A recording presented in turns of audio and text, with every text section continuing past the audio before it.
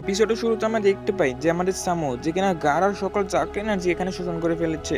সেখানে গারা যে কিনা নিজের ভিতরে যে সকল মনস্টারগুলো লুকিয়ে রেখেছিল সেটা সম্পূর্ণভাবে বাইরে বেরিয়ে আসতে শুরু করেছে। গারা নিজের সম্পূর্ণ অতীতের কথা মনে করতে থাকে। সেখানে সে নারুটোর সঙ্গে ব্যাটেল করার পর সে বাঁচার একটি নতুন আশা খুঁজে পায়। গারাকে যেখানে কেউ একটু পছন্দ করতো না, সেখানে আমাদের নারুটো গারাকে নিজের ফ্রেন্ডের মতো দেখেছে। তাছাড়া তার আশেপাশে সকল লোকজন, এমনকি তার নিজের মায়ের বোনও গারাকে মারতে চেয়েছে। আর এই সকল কথা চিন্তা করে গারা নিজের ট্রান্সফরমেশন সম্পূর্ণভাবে এখানে থামিয়ে দেয়। আর এটা দেখে সবাই বলতে থাকে গারা যে কিনা নিজেকে মনস্টার হওয়ার থেকে আটকাচ্ছে, এটা আমরা প্রথমবার দেখতে পাচ্ছি। আর এখানে আমরা দেখতে পাই গারা যে কিনা সম্পূর্ণভাবে আবারও হিউম্যানে কনভার্ট হয়ে যায়। সামও বলতে থাকে, ও আচ্ছা, তাহলে তুমি নিজেকে আটকাচ্ছ, এতে কোনো লাভ হবে না। আমার যতটুকু চাকরা প্রয়োজন আমি সকল কিছু নিয়ে নিয়েছি, এতটুকু চাকরি যথেষ্ট সম্পূর্ণ ভিলেজকে ধ্বংস করার জন্য। এখন তোমাকে আমি মেরে ফেলবো। এবং তারই সঙ্গে সে তার স্নেক ড্রাগন দিয়ে গারার উপর এখানে হামলা করে দেয়। আর গারা তখন সেখান থেকে বাঁচতে বাঁচতে বলতে থাকে, তো তোমার কি মনে হয় যখন তুমি আমার চাকরি এনার্জি শোষণ করতেছিলে তখন আমি এখানে চুপচাপ বসেছিলাম? আমি আগে থেকে এখানে প্ল্যান করে রেখেছিলাম। গারা তখন তার চারপাশে এখানে হামলা করে দেয়। অর্থাৎ সে কোনায় ব্যবহার করে তার আশেপাশের যে সকল পাহাড়গুলো ছিল এগুলোকে কেটে ফেলতে থাকে, কারণ গারার কাছে এখন স্যান্ড নেই। আর এখন তাকে যে করেই হোক এখানে স্যান্ড আনতে হবে। তারপর সে সেখান থেকে স্যান্ড বানিয়ে ফেলে। তারই সঙ্গে গারা এখানে স্যান্ড দিয়ে একটি ত্রিশূল বানাতে থাকে। আর সকলে গারার এখানে ফাইটটা দেখতেছিল। সামো এখানে আবারও গারার অবশিষ্ট চাক্কা এনার্জিগুলোকে শোষণ করতে থাকে। তো গারা এইবার এমনটা করতে দেয় না, এমনকি সে এইবার সম্পূর্ণ চাক্কা এনার্জি যে শোষণ করা হচ্ছিল এটাকে থামিয়ে দেয়। তারই সঙ্গে নিজের স্যান্ড ব্যবহার করে একটি ত্রিশূল বানিয়ে ফেলে। এবং তারপর গারা বলতে থাকে, তো তোমাকে এখন শাস্তি পেতে হবে, আর তোমার এই খারাপ উদ্দেশ্য কখনই এখানে সম্পূর্ণ হবে না। তারই সঙ্গে সে সামোর উপরে ওই টিস্যু দিয়ে হামলা করে দেয়। আর সামো এখানেই মারা যায়। আর এখানে সামো মারা যাওয়ার পর সকলে হিপ হিপ হুররে বলে চিল্লাতে থাকে। তারই সঙ্গে সকলে এখানে গারার কাছে ছুটে যায়। আর এখানে আমাদের কানকুরো যে কিনা চিন্তা করছিল, গারা যে আগে মোটো এরকম ছিল না, কিন্তু নাউটোর সঙ্গে দেখা হওয়ার পরবর্তীতে গারা সম্পূর্ণভাবে চেঞ্জ হয়ে গিয়েছে। এটার ক্রেডিট তো আমি ওই বাচ্চাটাকে দিতে চাই। আর তখন আমাদের কানকুরো এখানে গারার সঙ্গে একটি ফ্ল্যাশব্যাকে চলে যায়, যেখানে আমাদের গারা কানকুরোকে বলেছিল যে করেই হোক সে তার আশেপাশের মানুষগুলোকে বাঁচাতে চায়, আর এর জন্য গারা যা ইচ্ছা তাই করতে পারে। আর এখানে আমরা নারুটোকে দেখি, যাকে কানকুরো বলতেছিল গারার এই পরিবর্তনের জন্য নারুটোই দায়ী। নারুটো বলে কি? আর তখন কানকুরো কিছু বলে না। তখন আমরা দেখতে পাই কাকাশি সেন্সি এন্ড জিরা সেন্সি এখানে পৌঁছে যায়। তারা বলতে থাকে, ও আমাদের আসার আগেই তোমরা সকল কিছু ফিনিশ করে দিয়েছো, সমস্যা নেই, চলো হসপিটালে। তারপর তাদের সবাইকে হিডেন ইন্ডিয়া লিভ ভিলেজের হসপিটালে অ্যাডমিট করা হয়। সেখানে নারুটো বেহুশ অবস্থায় পড়েছিল। নারুটোর হোশ ফিরে আসে, আর তখনই সে তার পাশে জিরা সেন্সিকে দেখতে পায়। কি হালচাল বাবলু, অনেকদিন পর দেখা। আর তখন নারুটো বলতে থাকে, আরে ঠার্কি সানিন, আপনি আবারও এসেছেন। আমাকে এখানে ছেড়ে রেখে কোথায় গিয়েছিলেন? আমি তো ভেবেছিলাম আপনি আমাকে ট্রেনিং দিবেন, কিন্তু শেষমেশ হলোটা কি? আপনি আমাকে রেখে সম্পূর্ণভাবে পালিয়ে গিয়েছেন কোথায়? জিরা বলতে থাকে, আমি আকাটসুকিদের কাছে একটি মিশন কমপ্লিট করার জন্য গিয়েছিলাম। তো নারুটো, এখন এখানে মজা করার সময় নেই, এখন সময় চলে এসেছে তোমাকে শক্তিশালী বানানোর, কারণ এখানে 3 বছরেরও কম সময় রয়েছে। তাছাড়া আকাটসুকি মেম্বাররা যে কোনো সময় তোমার উপর হামলা করতে পারে, আর নাইনটেল ফক্সকে আমরা কোনোভাবেই তাদের হাতে যেতে দিতে পারি না। আর এইদিকে আমরা গারাকে দেখতে পাই, তারা এখানে হসপিটাল থেকে সুস্থ হওয়ার পর ফাইনালি স্যান্ড ভিলেজের দিকে যেতে থাকে। যাওয়ার আগে তারা শিকামারুর সঙ্গে কথা বলে, আর নাউটোর ব্যাপারে জিজ্ঞেস করলে শিকামারু বলে নাউটো এখনো হসপিটালে আছে, বাট সে বেশিক্ষণ থাকবে না, কারণ খুব দ্রুতই নাউটো আমাদের ভিলেজ ছেড়ে চলে যাবে লেজেন্ডারি সেনিন জিরায়ের সঙ্গে, তবে ট্রেনিং করার জন্য। এখানে গারা এন্ড কানকুরো চিন্তা বলে, তো ওই যে 3 জন লেজেন্ডারি সানিনের মধ্যে একজন, তুমি তার কথা বলছো তাই না? তাছাড়া তুমি এক কাজ করো, নাউটোকে আমাদের পক্ষ থেকে বিদায় জানিয়ে দিও। আর এখানে গারা যে স্টুডেন্ট ছিল সে শিকামারুর কাছে চলে আসে, আর শিকামারুকে বলতে থাকে, নারুটোকে অবশ্যই আমার পক্ষ থেকে থ্যাঙ্কস জানাবে, কারণ সে আমাকে এবং আমার সেন্সিকে বাঁচিয়েছে।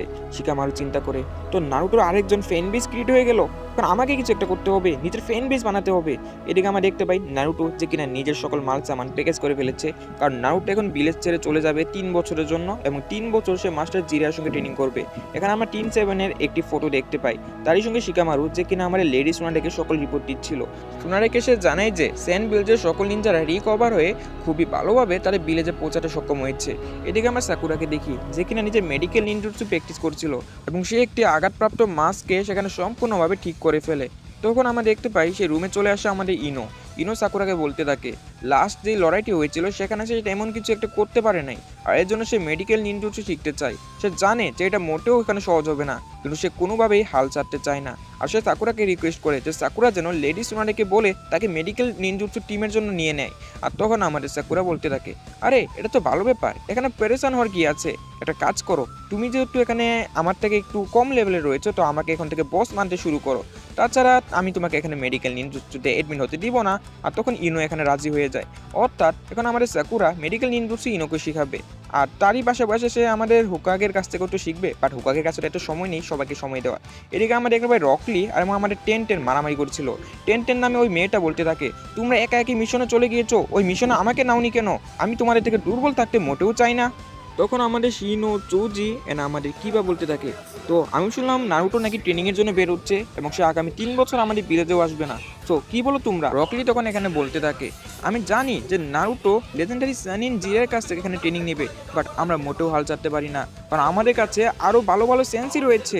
আমরা সবাই একসঙ্গে প্র্যাকটিস করব এবং সবাই একসঙ্গে শক্তিশালী হব। কিবা তার পোশাক কুকুর আকামারুকে বলতে থাকে তো চলো আকামারু একসঙ্গে করা যাক।